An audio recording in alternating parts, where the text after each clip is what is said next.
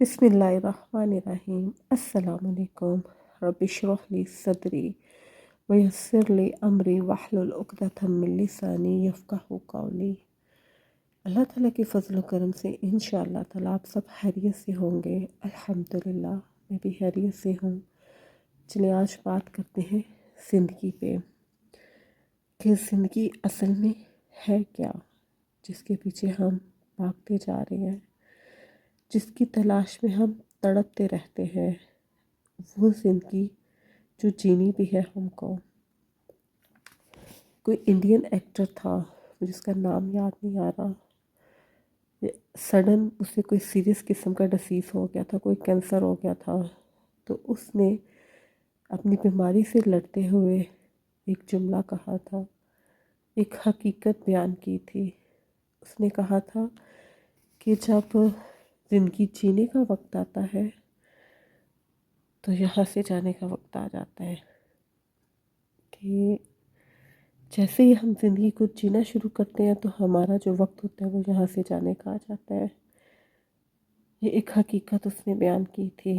ہم اپنے goal achieve کر لیتے ہیں، جو کچھ ہمارا ٹارگٹ ہوتا ہے ہم اسے پورا کرتے رہتے ہیں، گاڑی، بنگلو، لگژریت حاصل کرتے ہیں، ہر طرف ہمارا ہی نام ہو، اگر اولاد ہے تو وہ ہائی کوالیفائڈ ہو جائے، کامیاب ہو جائے، تو پھر ہم ذرا سانس لینے کو رکتے ہیں تو کیا ہوتا ہے، فرشتہ اجل آ پہنچتا ہے، ایک آخری ہچکی موت کی آتی ہے، سانس رک جاتا ہے، اور پھر ہم جو اتنے کامیاب ہوتے ہیں دنیا کے لحاظ سے، یا ہم خدا نخواستہ اتنے ناکام ہوتے ہیں اس دنیا کے لحاظ سے، ہماری جو بھی حیثیت ہوتی ہے وہ پھر ہم نہیں رہتے، ہم میت ہو جاتے ہیں۔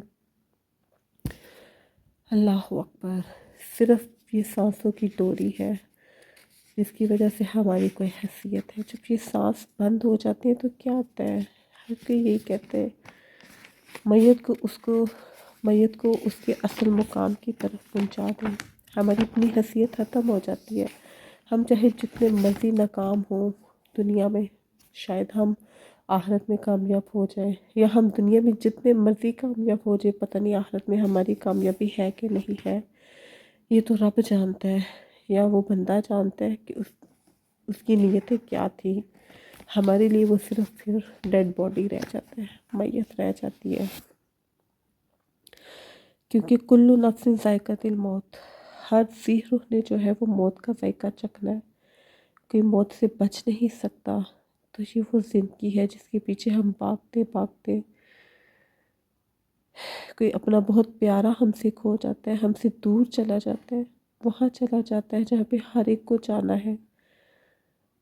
ہم آئے ہی جانے کے لیے ہیں، سورج طلوع ہی غروب ہونے کے لیے ہوتا ہے، دن چڑھتا ہی ڈوبنے کے لیے ہے، رات ہوتی ہی بیت جانے کے لیے ہے، تو زندگی شروع ہوتی ہے ختم ہونے کے لیے۔ لیکن یہ انس و جنس کی زندگی جب ختم ہوتی ہے تو در حقیقت وہ ابدیت کی طرف جاتی ہے، ہمیشہ رہنے والی ایک زندگی شروع ہو جاتی ہے۔ یہ ہمارا الحمدللہ ایمان ہے، ہم مسلمان ہیں۔ یہ عارضی زندگی ہے، جو اگلی زندگی ہے وہ ابدی رہنے والی ہے، ہمیشہ رہنے والی ہے۔ اب سوال یہ پیدا ہوتا ہے کہ ہم نے اس ابدی زندگی کے لیے، جس نے ہمیشہ رہنا ہے، ہم نے اس کے لیے کیا کیا تیاری کی ہے؟ ہم اس فانی زندگی کے لیے دن رات کوشاں رہتے ہیں، لیکن اس ابدی زندگی کے لیے کیا کوشش کرتے ہیں؟ ہم نے کچھ بنانا ہو، کچھ بھی اس کا پیٹرن ہمارے سامنے ہو، کوئی ڈش بنانی ہو، اس کی ریسیپی ہم جانتے ہو تو ہم اس کو بہت آسانی سے بنا لیتے ہیں، ہمیں کوئی مشکل نہیں پیش آتی، ہمارے پاس سب کچھ ہے، پیٹرن بھی ہے، طریقہ بھی ہے، لیکن کیا ہم اس کی طرف آتے ہی نہیں ہیں، ادھر ادھر بھاگتے رہتے ہیں، بھاگتے بھاگتے تب تھک جاتے ہیں تو جانے کا وقت آ جاتا ہے۔ وہ طریقہ، وہ پیٹرن قرآن اور حدیث ہے، اللہ کے نبی حضرت محمد صلی اللہ علیہ وسلم کی سنت ہے، جس کو ہم پکڑتے ہی نہیں ہیں، اور جب ہم میت ہو جاتے ہیں، ڈیڈ باڈی ہو جاتے ہیں، تو دوسرے ہمارے لیے پکڑتے ہیں۔ لیکن یاد رکھیں، یہ قرآن، پورا قرآن آپ پڑھ لیں، کہیں بھی قرآن میں ایک آیت کا ترجمہ بھی نہیں ہے کہ یہ قرآن مردوں کے لیے اترا ہے، یہ قرآن زندہ لوگوں کے لیے اترا ہے، لیکن کیا ہے کہ زندگی میں ہم اس کو تھامتے ہی نہیں ہیں، ہم اس کو پکڑتے ہی نہیں ہیں۔ اب تو یہ ٹرینڈ چل پڑا ہے نا کہ یاری دوستی بہن بھائیوں سے، ماں باپ سے، رشتہ داروں سے زیادہ اہمیت کی حامل ہو گئی ہے۔ ہم یار دوستوں کو، ریلیشن شپ کو جو دوسری ہماری ہوتی ہے اس کو زیادہ ہم اہمیت دیتے ہیں بنسبت جو ہمارے اپنے بہن بھائی بیوی بچے ہوتے ہیں، ہم ان کو ایک سائڈ پہ رکھتے ہیں۔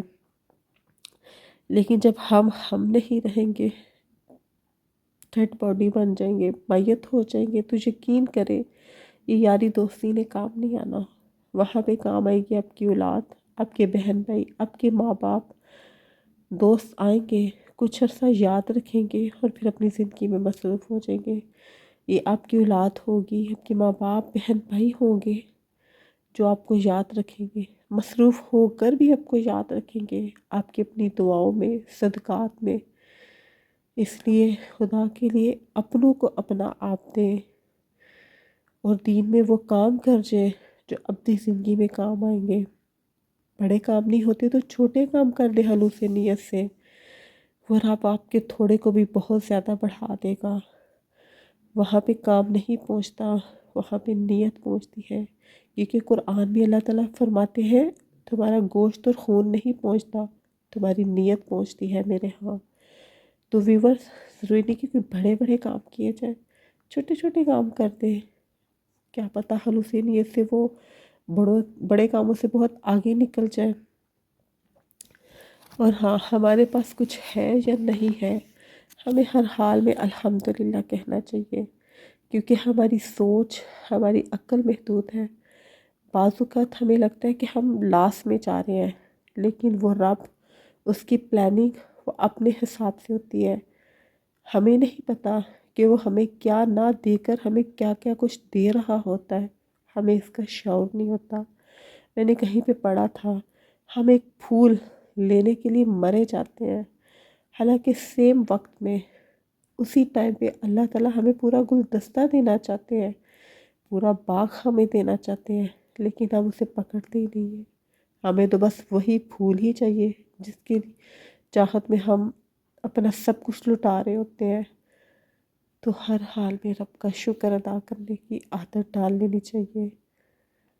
اس دعا کے ساتھ اب میں آپ سے اجازت چاہتی ہوں کہ اپنا ہر لمحہ، ہر سانس غنیمت جانیں، اس کو ضائع نہ کریں۔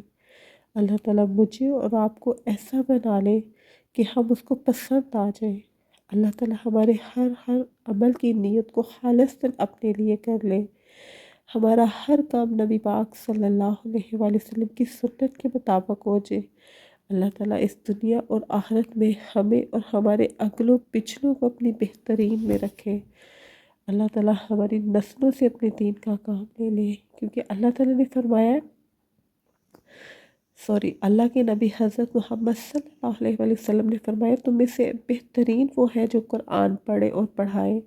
اللہ تعالیٰ ہماری اولادوں کو، ہماری نسلوں کو اپنے بہترین میں شامل کر لے، اور جو ہم سے بچھڑ گئے ہیں اللہ تعالیٰ انہیں اپنے بہترین میں رکھے۔ آمین ثم آمین۔ اپنی دعاؤں میں مجھے بھی یاد رکھیے گا۔ السلام علیکم ورحمۃ اللہ وبرکاتہ۔